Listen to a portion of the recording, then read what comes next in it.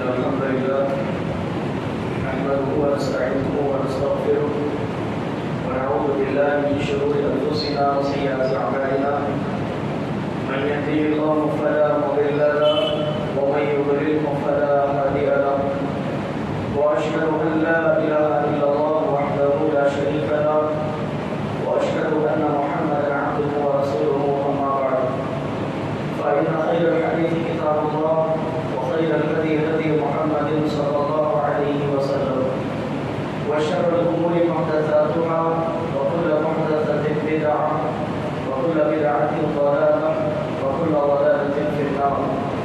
فأعوذ بالله السميع العليم من الشيطان الرجيم من همزه ونفخه ونفسه. بسم الله الرحمن الرحيم. يا أيها الذين آمنوا اتقوا الله حق تقاته ولا تموتن إلا وأنتم مسلمون. يا أيها الناس اتقوا ربكم الذي خلقكم من نفس واحدة وخلق منها زوجها وبث منهما رجالا كثيرا ونساء واتقوا الله الذي تساءلون به والأرحام إن الله كان عليكم رقيبا. يا أيها الذين آمنوا اتقوا الله وقولوا قولا سديدا يصلح لكم أعمالكم ويغفر لكم ذنوبكم ومن يطع الله ورسوله فقد فاز فوزا عظيما.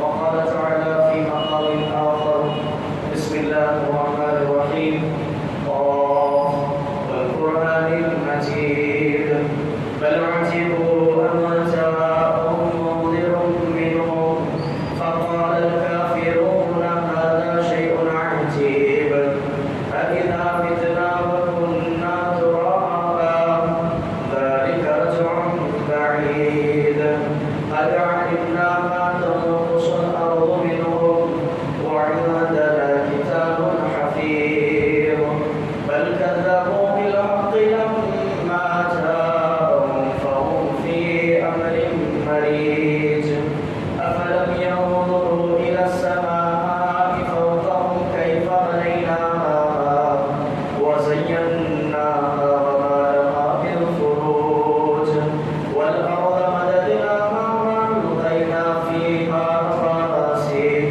رواسي وأنبتنا فيها من كل زوج بهيج تبصرة وذكرى لكل عبد منيب ونزلنا من السماء ماء مباركا فأنبتنا به جنات وحب الحصيد والنخل باسقات لها طلع نضيد.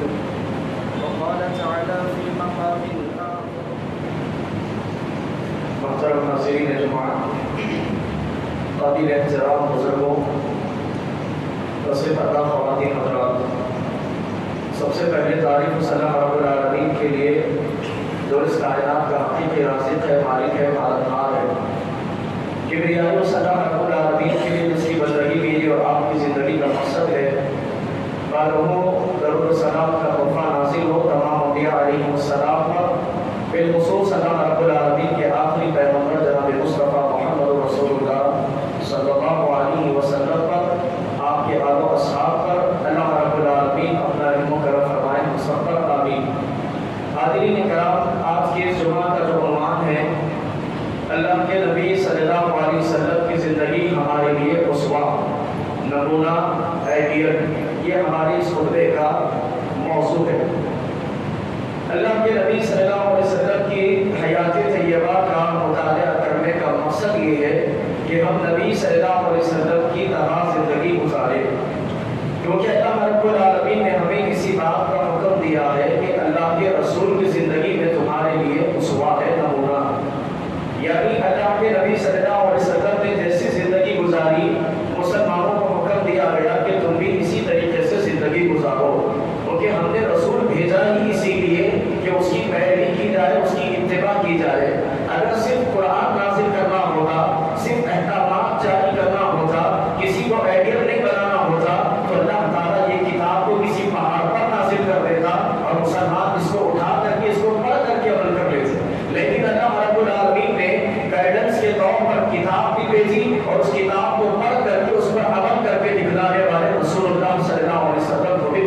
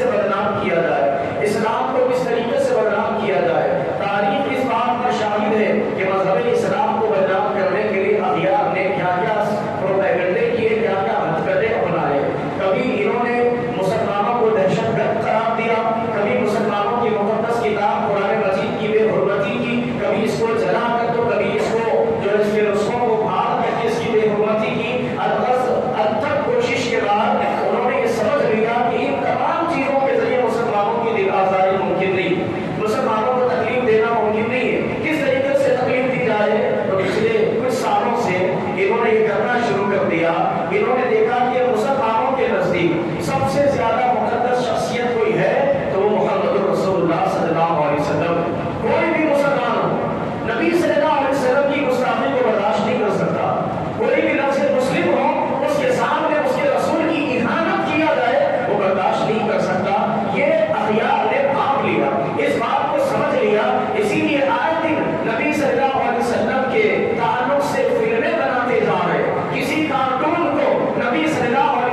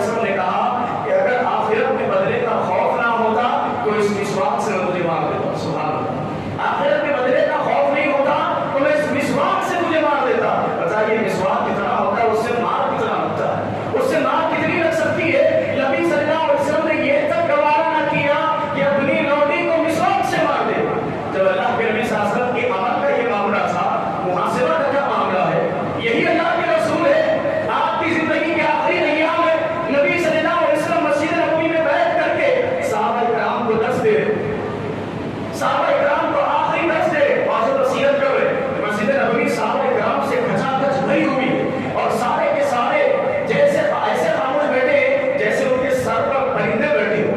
نبی صلی اللہ علیہ وسلم کی واضح نصیحت کو سن رہے اور اتنے ایک صحابی رسول نے اٹھ کر کے کہا کہ اللہ کے رسول آپ نے ایک موقع پر آپ کی جو ہے نیزہ مجھے چبھ گیا تھا لہٰذا میں اس کا بدلہ لینا چاہتا ہوں میں اس کا بدلہ لینا چاہتا ہوں. نبی صلی اللہ علیہ وسلم نے بیٹھ کر کے اعلان کر دیا کہ اگر میں نے کسی کو تکلیف دی ہے کسی کی دل آزاری کی ہے کسی کا کچھ مال لیا ہے آئے مجھ سے بدلہ لے لے. لیکن نبی صلی اللہ علیہ وسلم نے اپنی پوری حیات میں کسی کو مسواک سے نہیں مارا اور بیٹھ کر کے اعلان کر کے اپنی زندگی کے آخری موقع پر کہ اگر میں کسی کا کچھ باقی ہوں یا پھر کوئی مجھ سے بدلہ لینا چاہتا ہے تو مجھ سے بدلہ لے لے.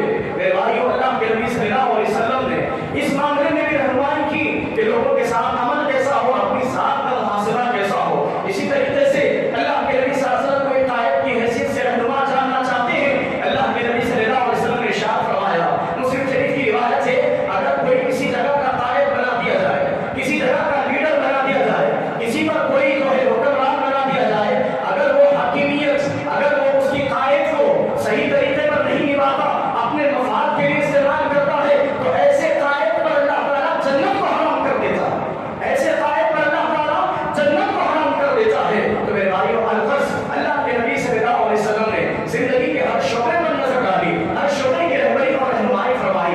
یہ تو اللہ کے نبی صلی اللہ علیہ وسلم کی تعلیمات تھی جو آپ نے لوگوں کو دی. اب خود اللہ کے رسول کا عمل دیکھیے. اللہ کے نبی صلی اللہ علیہ وسلم بحیثیت شوہر اگر آپ دیکھنا چاہتے ہیں تو بہترین نمونہ ازواج مطہرہ خود بیان کرتی ہے کہ نبی صلی اللہ علیہ وسلم ہم سے بڑی محبت کیا کرتے تھے. اتنی محبت کیا کرتے تھے کہ جس برتن میں ہم کھاتے اسی برتن میں نبی کھا لیتے اور جس ہڈی کو ہم چوس لیتی اسی جگہ سے اللہ کے رسول صلی اللہ علیہ وسلم ہڈی کو چوس لیا کرتے تھے. اور اللہ کے نبی صلی اللہ علیہ وسلم خدیجہ رضی اللہ تعالیٰ عنہا سے اتنی محبت کیا کرتے جب کبھی گھر پر کوئی جانور ذبح ہوتا تو اس کا گوشت خدیجہ رضی اللہ تعالیٰ عنہا کی سہیلیوں میں تقسیم کیا کرتے تھے. اللہ کے نبی صلی اللہ علیہ وسلم اپنی ازواج مطہرات کو اتنا وقت دیا کرتے کہ ان کے مزاج کا بھی خیال رکھتے. کبھی کبھار کھیل کود نکلانے کے لیے لے جایا کرتے اور خود عائشہ رضی اللہ تعالیٰ عنہا سے نبی صلی اللہ علیہ وسلم نے ریس لگائی دوڑ لگائی. ایسی عمر میں جب آپ صلی اللہ علیہ وسلم دورے تھے آپ صلی اللہ علیہ وسلم سبقت لے گئے پھر دوبارہ ریس لگائی تو حضرت عائشہ رضی اللہ تعالیٰ عنہا سبقت لے گئے. تو میرے بھائیوں ازواج مطہرات سے اس قدر محبت اللہ کے رسول صلی اللہ علیہ وسلم نے کی کہ آپ کو 11 بھی دیے تھی. کسی بیوی نے آپ سے یہ نہیں کہا کہ نبی صلی اللہ علیہ وسلم نے میرا حق ادا نہیں کیا. اس قدر اللہ کے رسول صلی اللہ علیہ وسلم ازواج مطہرات سے محبت کرنے والے. لیکن یہ محبت کا عالم ہے. لیکن جب یہ ازواج مطہرات سے کچھ غلطی ہو جائے نبی ان سے محاسبہ کیسے کرتے دیکھیے. اللہ کے نبی صلی اللہ علیہ وسلم کو ازواج مطہرات نے ایک موقع پر کہا کہ اللہ کے رسول جو نفقہ آپ ہمیں دیتے ہیں جو ماہانہ خرچہ آپ ہمیں دیتے ہیں وہ بس نہیں ہوتا اس پہ کچھ زیادتی کر دیجیے اضافہ کر دیجیے. اللہ کے نبی صلی اللہ علیہ وسلم کو یہ بات پسند آئی. نبی صلی اللہ علیہ وسلم نے یہ بات کو ناپسند کیا اور مسلسل 1 مہینے تک آپ ازواج سے ناراض رہے. 1 مہینے تک آپ نے اپنے آپ کو حجرے میں بند کر لیا حجرے میں قید کر لیا. آپ ملاقات کرنے کے لیے باہر نہیں آتے. اسی اثنا میں حضرت ابوبکر آتے اور آ کر کے کہتے کہ اللہ کے رسول آپ کو اگر میری بیٹی عائشہ نے تکلیف دی ہے اور اس کو طلاق دے دیجیے گھر لے کر کے چلا جاؤں گا لیکن اپنے دیدار سے محروم تو نہ کیجیے. حضرت عمر آتے ہوئے کہتے ہیں اللہ کے رسول اگر میری بیٹی حفصہ نے آپ کو تکلیف دی ہے اور عمر رضی اللہ تعالیٰ کے بے مثال جملے آپ سنیے. کوئی ماں بھی ہو جو اپنی بچی کے تعلق سے ایسے جملے کہے کوئی سسر ہی ہو جو اپنے داماد کو اتنی محبت کرے کہ حضرت عمر کہے کہ اللہ کے رسول میری بچی حفصہ نے اگر آپ کو تکلیف پہنچائی ہے آپ حکم کریے اس کی گردن مار دوں گا. سبحان اللہ. آپ حکم کریے حفصہ کی گردن مار دوں گا اگر اس نے آپ کو تکلیف پہنچائی ہے. اللہ کے رسول اگر اس نے آپ کو تکلیف دی ہے طلاق دے دیجیے گھر لے کر کے چلا جاؤں گا لیکن اپنے دیدار سے ہمیں محروم نہ کیجیے. اس قدر اللہ کے رسول صلی اللہ علیہ وسلم سے محبت کا یہ عالم ہے. اور 1 مہینے بعد اللہ رب العالمین نے قرآن کریم کی آیتوں کو نازل کیا کہ یہ ازواج مطہرات جو چاہتی ہے کہ ان کے خرچ کو بڑھا دیا جائے آئے اللہ کا رسول نے کچھ دے دلا کر کے آزاد کر دو. اگر وہ نبی کی غربت کو برداشت نہیں کر سکتی اگر اتنے خرچ کو برداشت نہیں کر سکتی اتنے خرچ میں اکتفا نہیں کر سکتی آئے اللہ کا رسول نے کچھ